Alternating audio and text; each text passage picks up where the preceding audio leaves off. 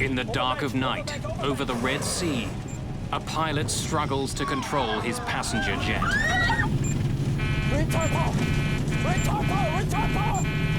The plane seems to have a life of its own.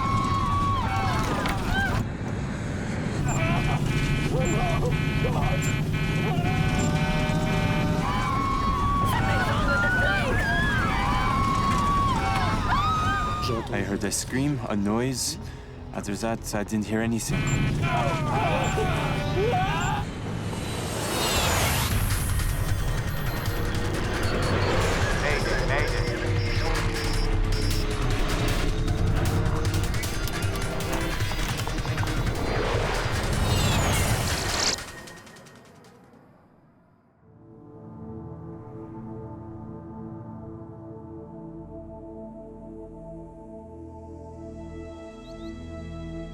The sands of Egypt hide thousands of years of history.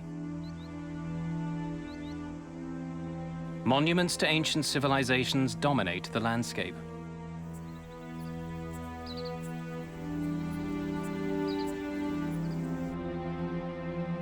But for sun-loving Europeans, Egypt is also a resort destination, where the most important sand is on the beach.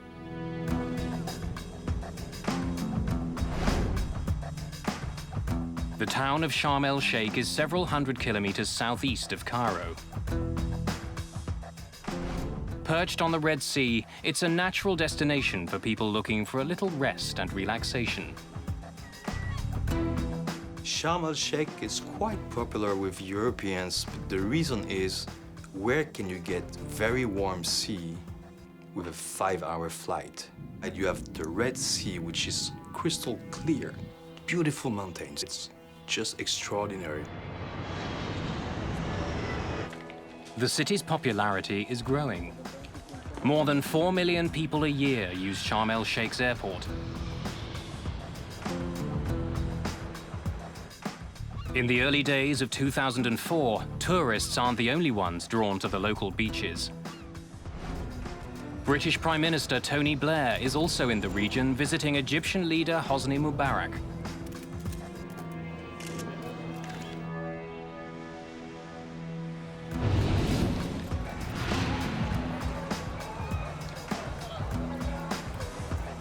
Just after 2 in the morning on January the 3rd, many vacationers are still out on the town. But 53-year-old Captain Kader Abdullah is just starting his day. He's renowned for his punctuality. A former officer in the Egyptian Air Force, Kader is now a highly respected captain with the charter company Flash Airlines.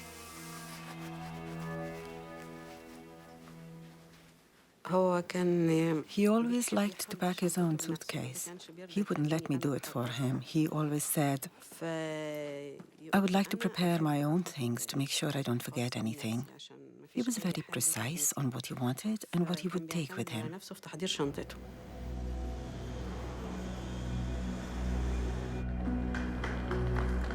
Captain Kader meets up with his 25-year-old first officer, Amr el-Shafi. Together, they'll fly out of Sharm el-Sheik heading for Paris. Good morning. Good morning, sir. El-Shafi is young enough to be the captain's son. The early morning flight isn't for everyone. Pascal Mercier and his family are supposed to be on the Flash jet, but changed their plans. I was booked on the Flash Airline flight. When my agency told me that I had to wake up very early and then we had to change planes in Cairo, I said, this is really stupid. I mean, if my daughter was like 2 years old and the other ones were like 6 and 8. So really, I didn't feel comfortable about changing planes and so on. For other tourists, the cheap tickets that Flash offers are worth the trouble of getting up early. France Toulier was able to bring his entire family to Egypt. They need the break. My brother-in-law had just lost his father, so he brought his children, his mother, and his wife there just to have a good time. Not to see the sights or anything, just to have a good time. That's what Sharm el-Sheik is known for.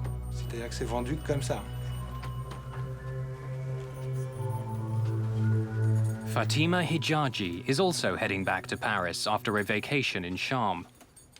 The mother of 5 is flying alone. Before takeoff, she calls her nephew in France.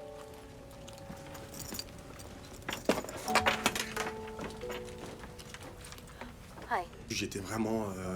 I was asleep when she called. I didn't really want to get into a conversation with her. She was someone who called you for everything. She needed to be reassured. So, even though she had the 5 or 6 hour flight ahead of her, she just wanted to make sure that I would be there to pick her up at the airport.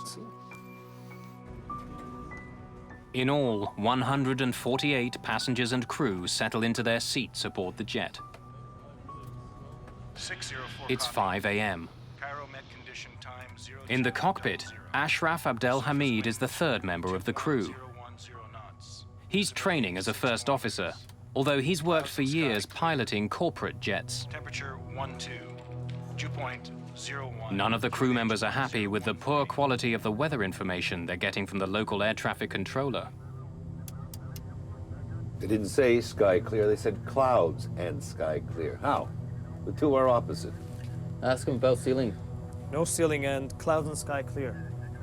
Maybe it's scattered. Maybe he means scatter. Good morning.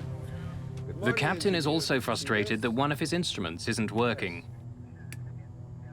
Although the engineer agrees there's a problem, it's not serious enough to fix. Especially electrical. The men laugh it off at the expense of the first officer. Probably called by Ma, making a heavy landing.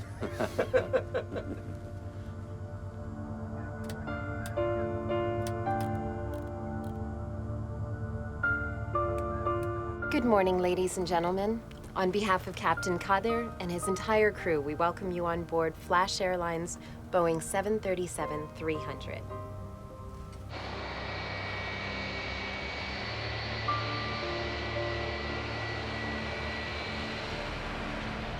It's still hours before dawn when the plane lifts off.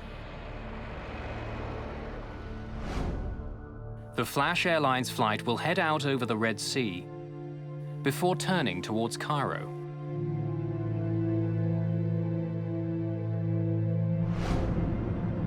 The jet climbs through a pitch-black night. Without a moon to light the scene, it's hard for the passengers to see much of anything outside their windows. In the cockpit, the simple turn over the Red Sea is taking a bizarre twist. See what the aircraft just did? Captain Kader doesn't like the way his plane is behaving.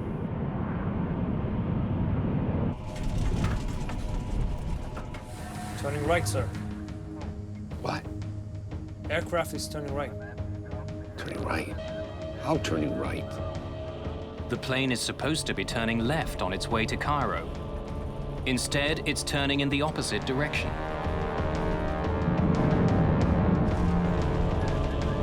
Okay. Out. The captain tries to get his plane back on course, but his situation just gets worse.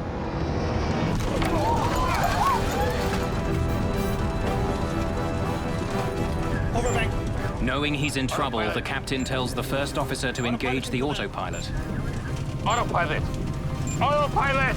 But it doesn't work. No autopilot, Commander.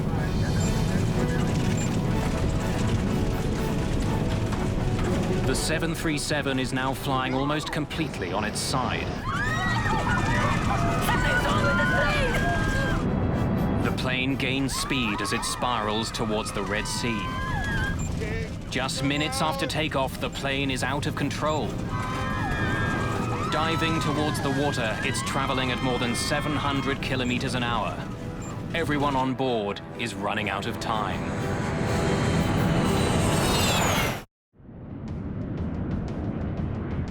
Just minutes after takeoff, an early morning flight has become a desperate battle for survival. A passenger jet filled with French families is plunging towards the Red Sea. Everyone on board can feel the tremendous speed and gut-wrenching turns.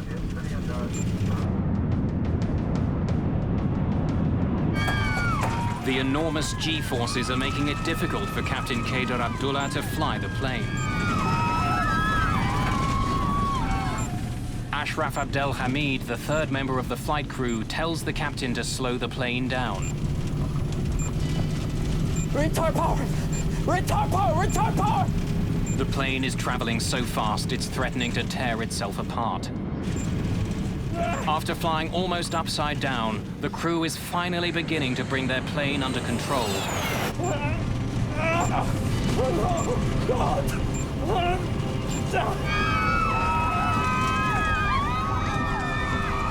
Then they hear the ground proximity warning. They're getting dangerously close to the Red Sea.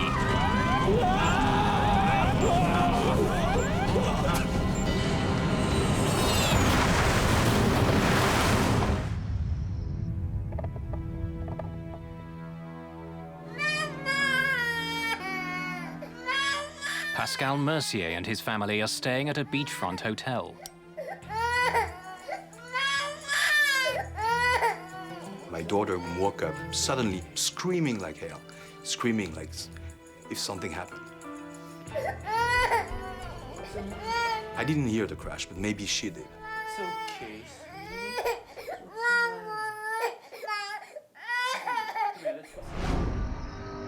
It's just before 5 in the morning, minutes after the plane took off from the airport. It's disappeared from local radar screens.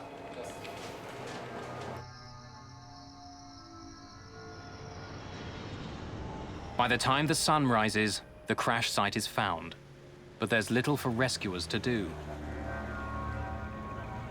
The plane shattered on impact. A postcard is found saying simply, "I think this card will arrive after me." Pieces of debris litter the surface, but most of the plane has sunk beneath the waves. There are no survivors. All 148 people on board the plane are dead. Flight 604 was to land at Charles de Gaulle Airport in Paris in the morning.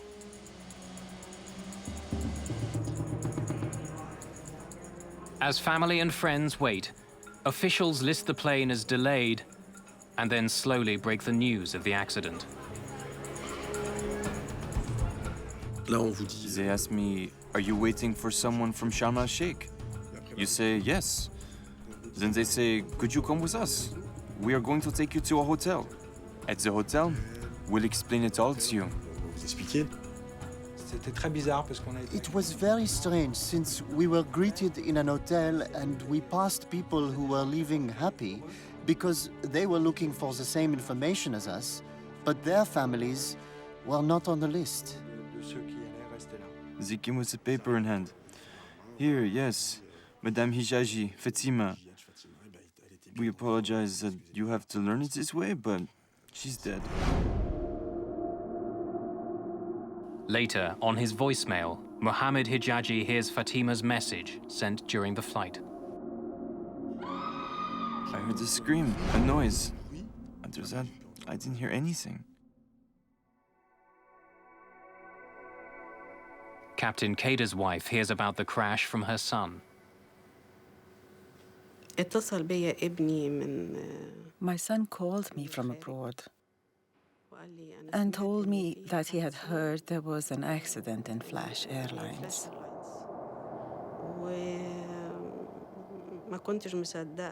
I was in disbelief for a while until it became reality. It was a very big shock for me. In resort hotels, workers check the empty rooms of those who were on Flight 604. But one of the rooms is occupied. Mr. Mercy. This guy from the hotel, the hotel staff, began to cry. He was really shocked, happily shocked to see us. He thought we were in the flight with everybody else. They're here. In my hotel, 82 people were on that flight. 82 people. It was really, really strange. Really, really heavy. But we were really lucky.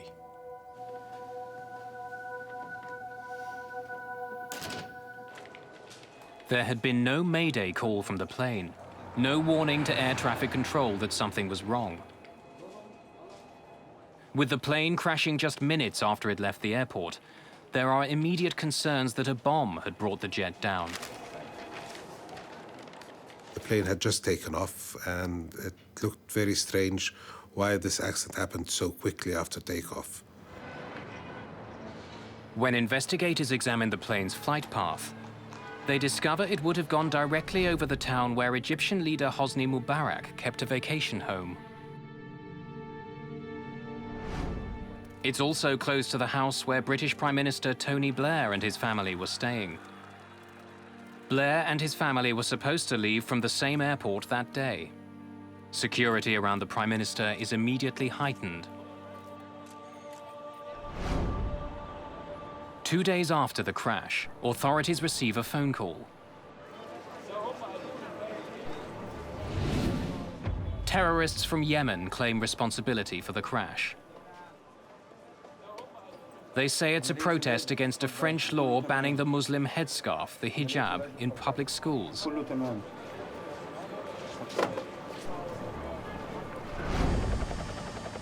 But in spite of the phone call and the rumors swirling around Egypt, investigators quickly rule out terrorism. If you have a wreckage distributed on a very large area, that means the plane was disintegrating in the air, and due to an explosion, it would be disintegrating on a wide area. In this case, there was very, very few pieces, and all located in a very small area. So this indicated that the plane was intact and went into the water intact. If it wasn't terrorism, what had ripped the plane from the sky so quickly? Investigators face an enormous challenge. The plane has sunk below the surface of the Red Sea. Divers have to fight off sharks that are drawn to the carnage. The rescue teams find few bodies intact. The aircraft and most of the 148 passengers and crew have sunk over 1,000 meters to the bottom of the Red Sea. The first task of investigators is to find the aircraft's flight data and cockpit voice recorders, the black boxes. If they survived the crash, they will now be on the seabed.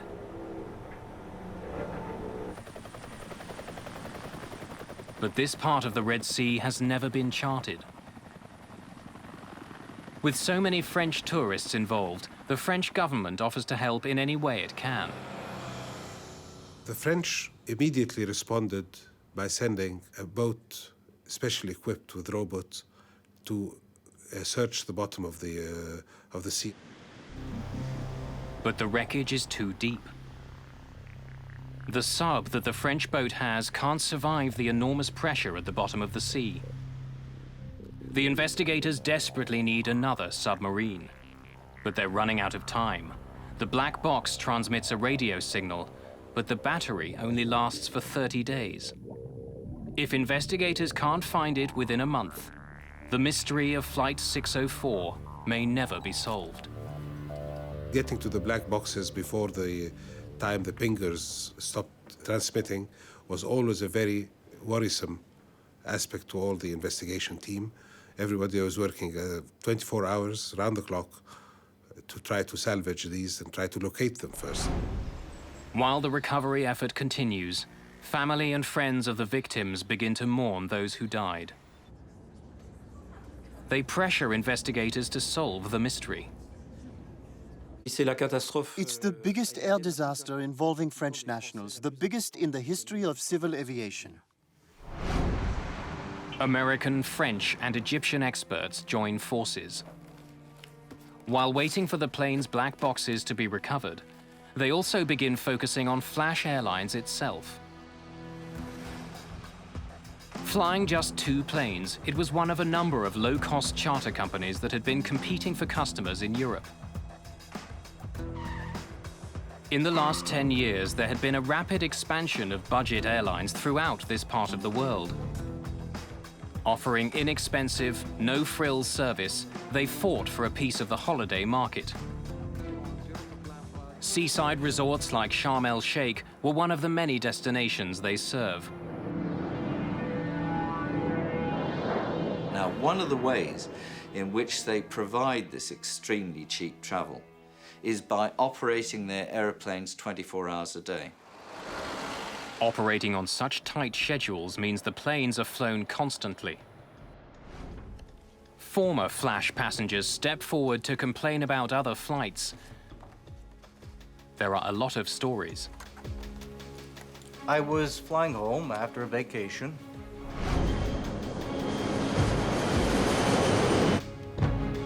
A year before the crash, while flying from Sharm el-Sheik to Bologna, one passenger recalls seeing flames pouring from a Flash Airlines jet.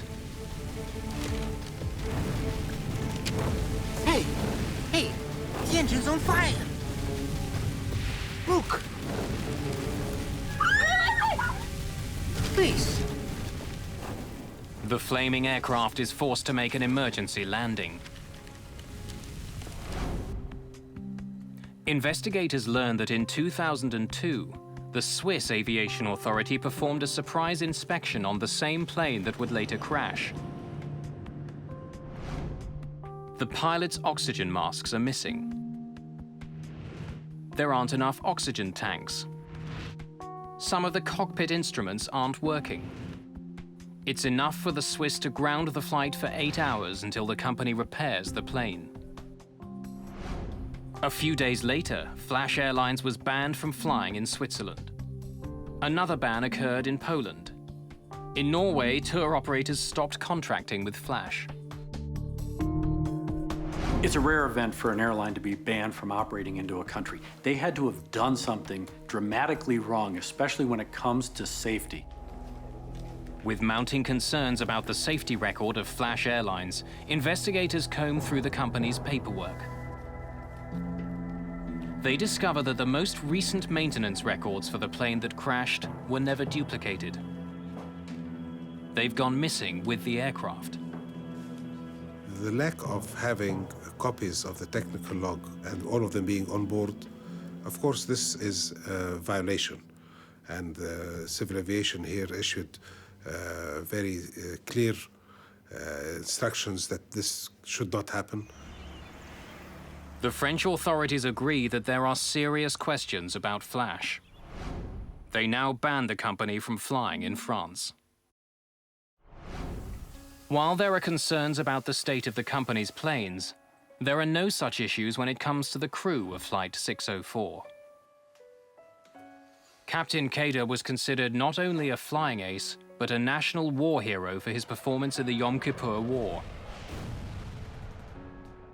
During his career, he not only flew sophisticated fighter jets, but also a variety of large cargo aircraft.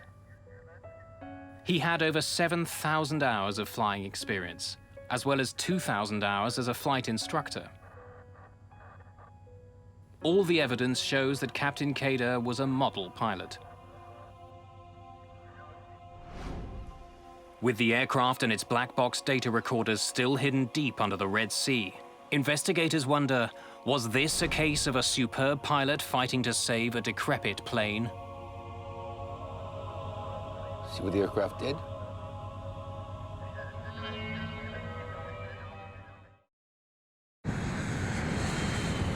On a moonless January night, a Flash Airlines 737 spiraled wildly into the Red Sea. All 148 people on board were killed. Investigators trying to find out why the plane went down have uncovered a history of safety problems with the airline. But trying to prove that there was anything wrong with the plane that crashed is difficult. Much of the wreckage has sunk deep beneath the waves. Investigators have been unable to find the flight's black boxes. Whenever an airplane crashes into the water, there's always a fear by investigators that the cockpit voice recorder and the flight data recorder may not be recovered. Those two boxes in and of themselves give the investigator a very good picture, and without them could make the investigation process very, very difficult. Finally, after several days of searching, a breakthrough. A French research ship hears the locator signals given off by the black boxes. A remotely operated sub drops down over 1,000 meters. The violence of the crash has spread the wreckage over a wide area. 2 weeks after the crash, both the cockpit voice recorder and the flight data recorder are recovered from the bottom of the sea. Investigators finally have some hard evidence.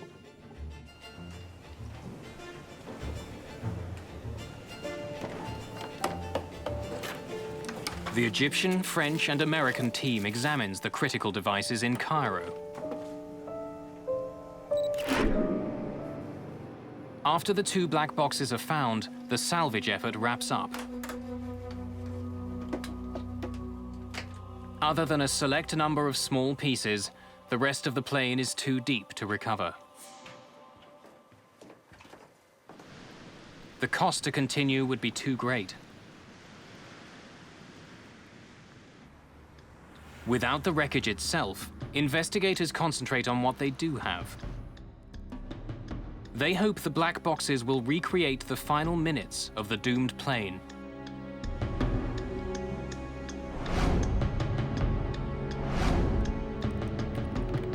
One of the things we did to depict the path of the aircraft was we created an animation based on the data we got from the flight data recorder and from radar. The flight data recorder paints a devastating picture. Shortly after takeoff, the plane began heading left, just as it was supposed to. But then it quickly started banking in the other direction. The cockpit voice recorder shows that the turn caught the captain off guard. Turning right, sir. What? How turning right? Analyzing the cockpit voice recorder, it showed that the pilots were experiencing definitely some kind of an abnormality, a problem that they could not understand. The investigators sift through the flight data to find some explanation for the jet's bizarre movement. Perhaps some mechanical fault was forcing the plane off course. And there is an indication that something was wrong with the flash jet before it took off. On the runway, the captain and the ground engineer discussed an electrical malfunction. But it's impossible to tell from the cockpit voice recorder exactly what the problem was. Especially electrical.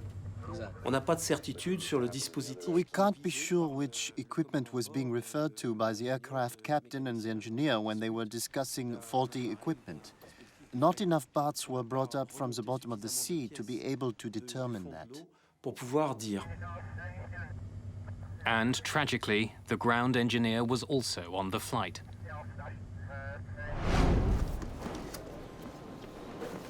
We believe from the data we are looking at in the flight data recorder that there is a very high possibility that the plane was tending to turn to the right by itself. But what exactly had gone wrong? A thorough accident investigation can take years. But in the case of Flash Flight 604, there are unique challenges. The problem with accident investigation is that it's very time-consuming and resource-intensive, especially when we don't have an airplane to physically look at. You want to be absolutely sure of the facts, conditions, and circumstances before you publish that information. Family and friends of the victims are becoming more and more frustrated. As the months pass, they demand answers. We were led to protest outside the Egyptian embassy because we had no news. 11 months after the disaster, we had no message, no information. Shortly after the protest, Egyptian investigators release a factual report. It contains all of the information from the black boxes, but the report does not reach any conclusions about why the jet crashed. Ladies and gentlemen, good evening.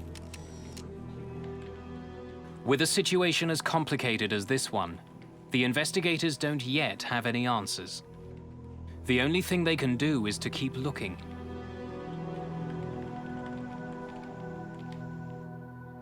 Investigators discuss several possible scenarios that could have been responsible for the plane's erratic course. You look into every hypothetical scenario that would create a similar profile. And then you see if this profile fit the data that you have put together. 50 different theories are examined in minute detail. In the process of looking into all the possible hypothetical scenarios, we proceeded by eliminating those that did not fit the data. Investigators travel to the United States to test the most likely ideas in a sophisticated simulator.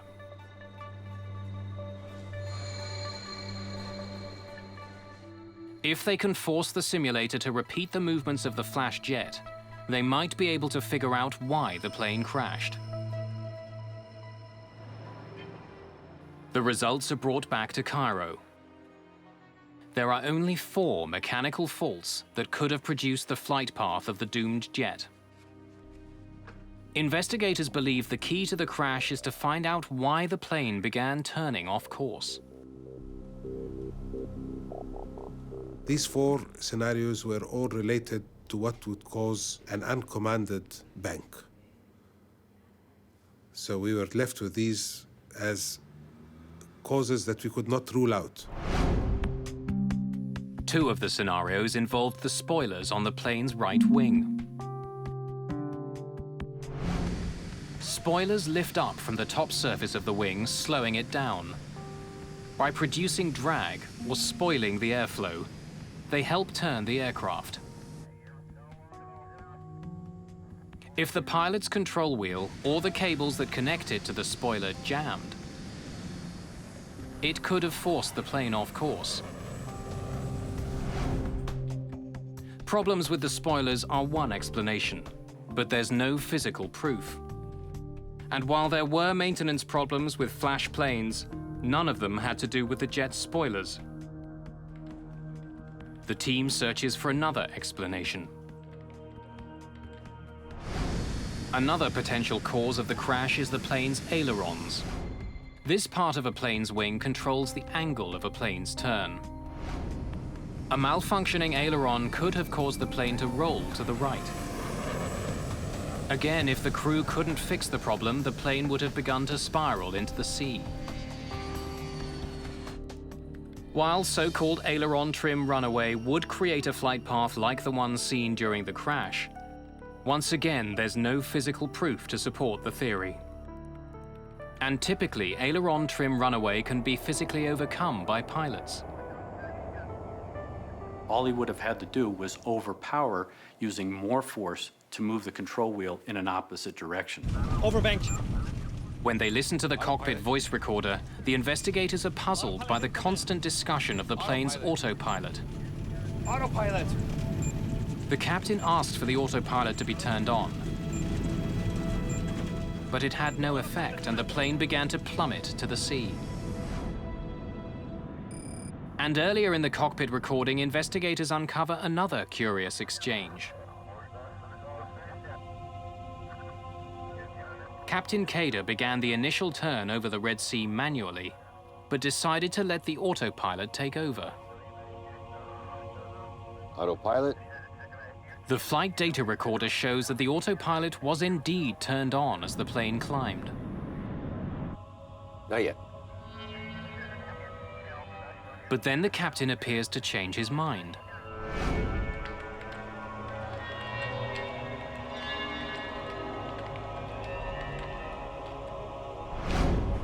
The plane's flight data recorder shows that the autopilot was only activated for 3 seconds. But investigators wonder if the autopilot had malfunctioned and stayed in command of the jet. The automated system could have continued to control the plane, flying it to the right, even after the pilots thought it had been disengaged. The malfunction of the autopilot, of course, took a lot of work from us because it was nearly impossible to show that it did not happen, and quite impossible to show that it did happen. So, but it was always a very prominent possibility because it would give a very, very close scenario to what was happening. Perhaps most puzzling of all, though, is that no matter what happened to the plane, it appeared to be under control just before it crashed. Moments before impact, the captain was seemingly back in command of his airplane. If there had been some crippling mechanical problem, why did it seem to disappear?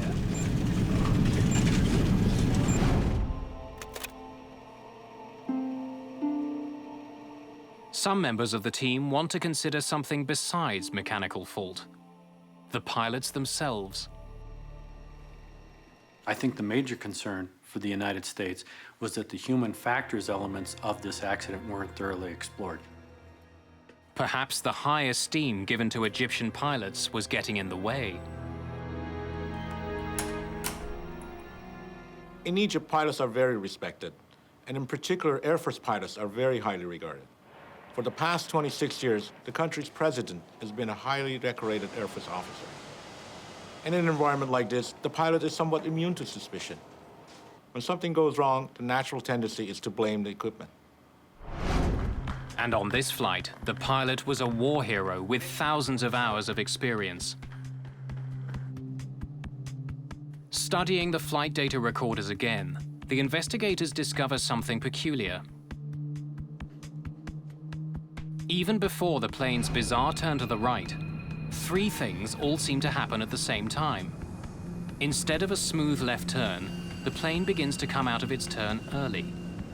The nose starts to rise, and the plane's airspeed decreases noticeably. But during this time, the pilot says nothing.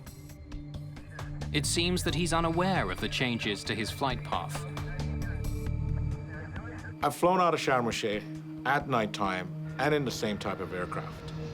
And in no way should the pilot allow the airspeed to drop by as much as 30 knots, or the bank angle to change beyond 5 degrees without clearly stating the reasons for the change in the flight path. Some investigators consider a provocative theory that might explain this seemingly bizarre behavior. Perhaps Captain Kader had been affected by vertigo.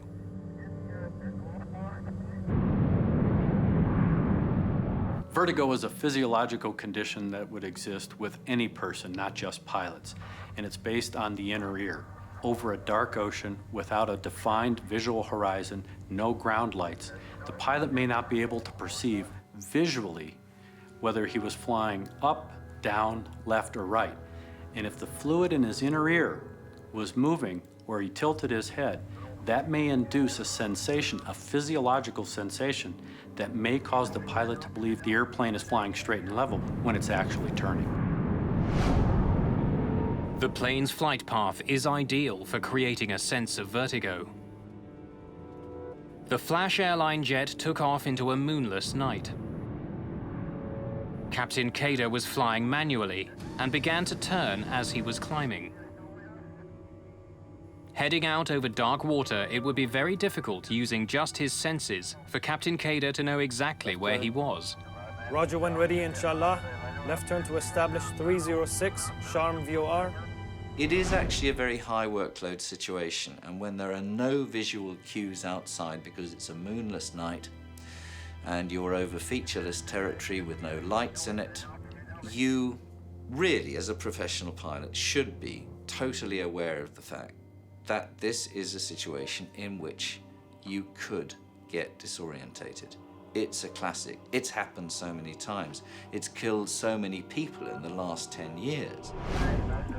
When the plane was supposed to be turning slowly left, the control wheel began inching towards the right. Perhaps the captain was making the turn without even being aware of it. When you study the movement of the aircraft control surfaces, it appears that something was guiding Captain Cutter to the right. Now, that could have been a false horizon or something he's seen outside of his window. See what the aircraft just did? Or perhaps he believed he was actually correcting a problem with the plane itself. He thinks he's gained his flight path again. And all of a sudden, at this moment, he receives contradictory information. Turning right, sir. What? Aircraft is turning right. The contradictory information adds to the pilot's confusion. He believes he's fixing a problem when he's told his problems have just started. In this particular instance, not only are you trying to fly the airplane and understand situationally what's happening, but you're going through the mental gymnastics because your expectations are one way. Meanwhile, you have the first officer who's telling him something that's totally different. Aircraft is turning right. Egyptian investigators agree that Captain Kader may have suffered some form of disorientation during the flight. But they don't believe it was the only problem the crew was dealing with. I don't really have a very clear indication that there was disorientation, but it's possible. There was a recovery from disorientation. The time to find out the problem and take the corrective action needed was more than the time left before impact. No matter what role disorientation played in the crash, investigators are about to learn that the crew wasn't properly trained to deal with it. Flash Airlines never provided the pilots with basic information that could have saved their lives.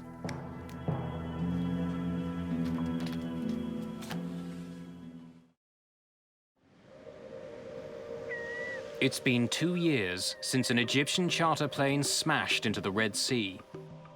148 people were killed. Investigators trying to figure out why Flash Airlines Flight 604 crashed face immense challenges. Most of the wreck is still deep underwater. By carefully examining the plane's black boxes, the investigators believe that disorientation may have played a role in the accident. The pitch-black night and the featureless sea caused the pilot to become confused about what was happening. But mechanical problems may also have plagued the plane. As they continue to try to solve the mystery, investigators make a startling discovery. Officials at Flash Airlines reveal that they hadn't provided the pilots with crew resource management training, although it was a requirement for the company. It might have helped the crew deal with their horrifying situation. Crew resource management is a program where pilots are trained to work together rather than as individuals. Had the pilots of Flash Air 604 received a formal CRM training program, the outcome of this flight may have been substantially different. American investigators believe the very junior first officer may have felt the plane was in trouble before the captain did, but failed to offer suggestions to his much more experienced co-worker. What? Aircraft is turning right. Nor did he attempt to take control of the plane. Formal CRM training would have empowered the first officer who had the best situational awareness and the most information about the position of the airplane to take command of the airplane when he saw that the captain wasn't taking the appropriate corrective action.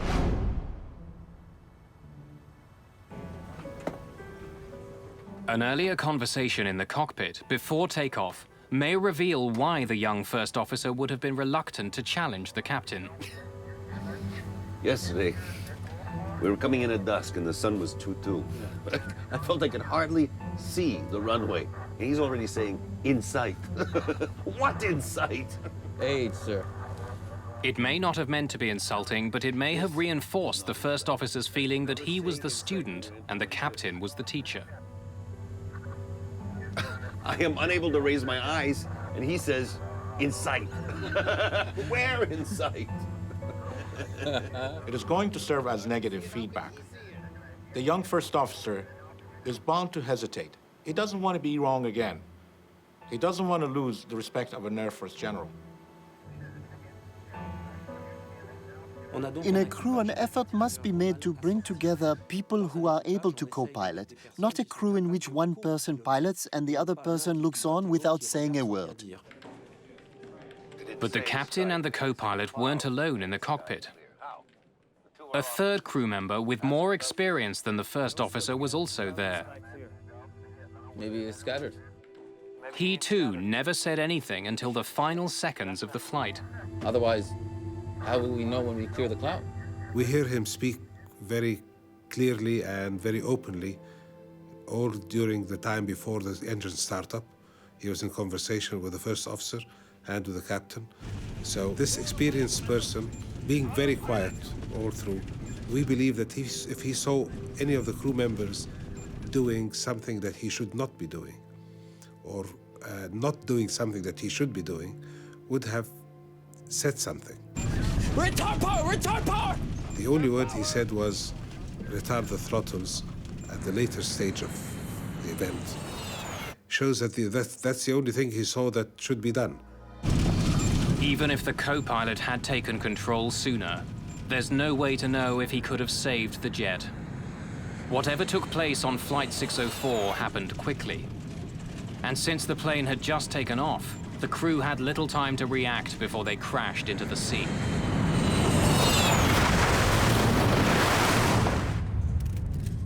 The final report on the Flash Airlines crash was released in March 2006. There are no clear answers. Egyptian officials say that any of 4 mechanical problems could have caused the crash.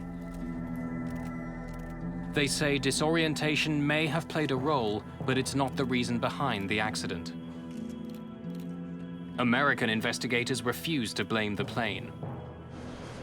Instead, they say the problem lies with the airline, which didn't sufficiently train their crews. The pilots are responding based on skills, abilities, knowledge, and what they got out of training. If the training was deficient, that's a company responsibility. 2 months after the crash, Flash Airlines went out of business. And as a result of the Flash 604 tragedy, new rules came into place to ensure that in the future, aircraft safety violations will be judged more harshly.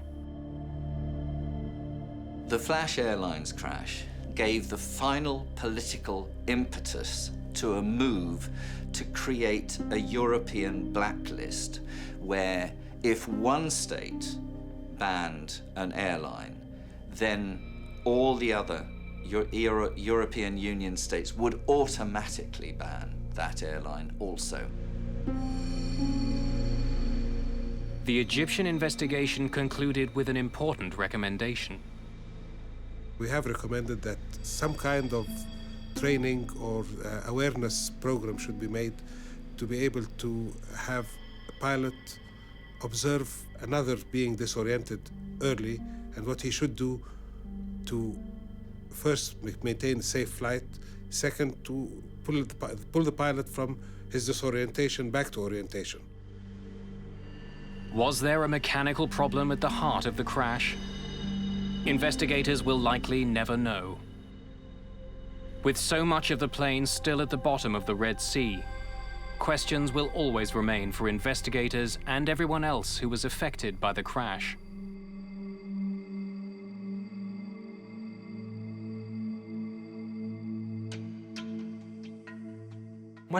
I lost my nephews and my niece. They were just kids. What future would they have had? How can you put a price on that? What a waste.